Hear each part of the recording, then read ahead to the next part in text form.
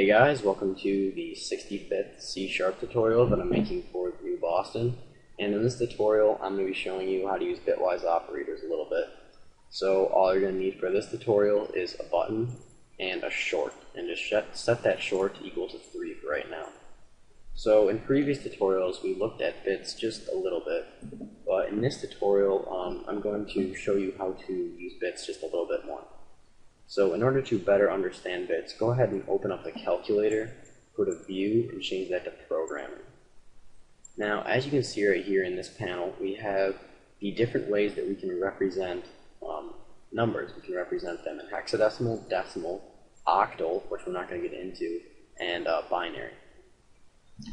And we're going to be looking at binary for right now. And first, we're going to be looking at how to represent numbers in binary. So how would we represent a 1? Well, we're just going to go with decimal up here and type in a 1, and then go back to binary, so it'll convert it into binary. So a 1 in decimal is a 1 in binary. Well, how do we represent a 3? Because there's no 3 character in binary, there's only a 1 or a 0. So if we type in 3, as you can see, we get 1, 1. Well, we're going to be looking at the invert operator today. And what the invert operator will do is it will invert these bits.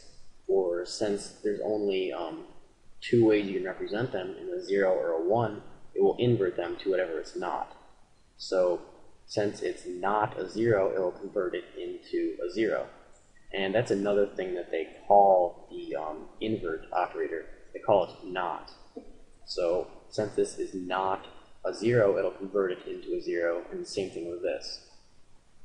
However, in front of all binary numbers, there are a bunch of zeros. And the way to get the number of zeros in front of this number right here is find out how many bits there are in the number.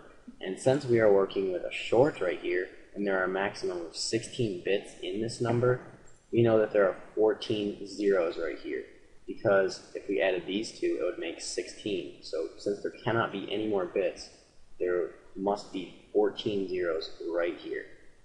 So if we were to use the invert operator, it would convert all of these zeros in front of here to 1s, and it would convert these 2 1s right here into zeros.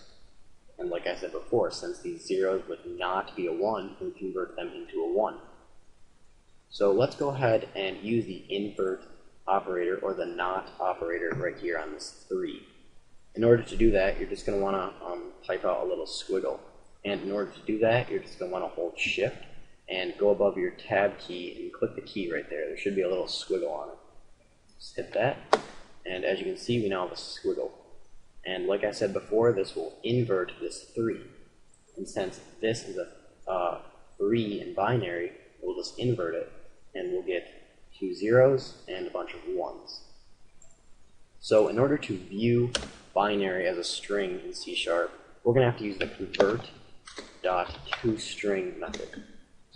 And then we're just going to want to first put the value that we want to convert into a binary string. We want to convert our short, or our inverted 3, into a string. And we have to put a comma right here and a second parameter that we're going to pass through. And we're just going to put a 2 right here. So it tells it that we want it to be in binary. So it should be only 1s and 0s. So now we're just going to display this value in a message box so that we can see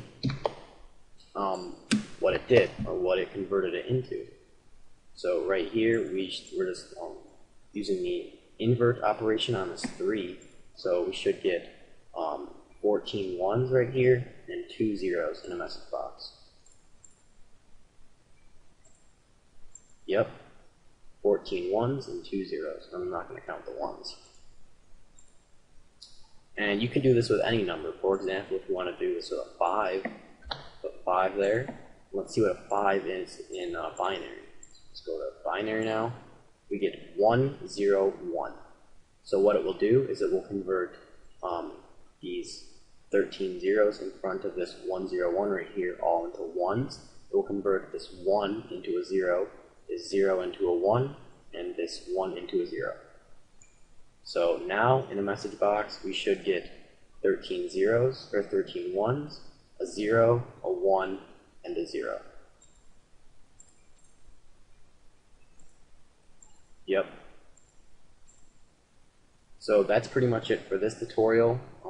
In the next tutorial, we're going to get into a little bit more bitwise operators because we only looked at one in this tutorial. So, see you guys.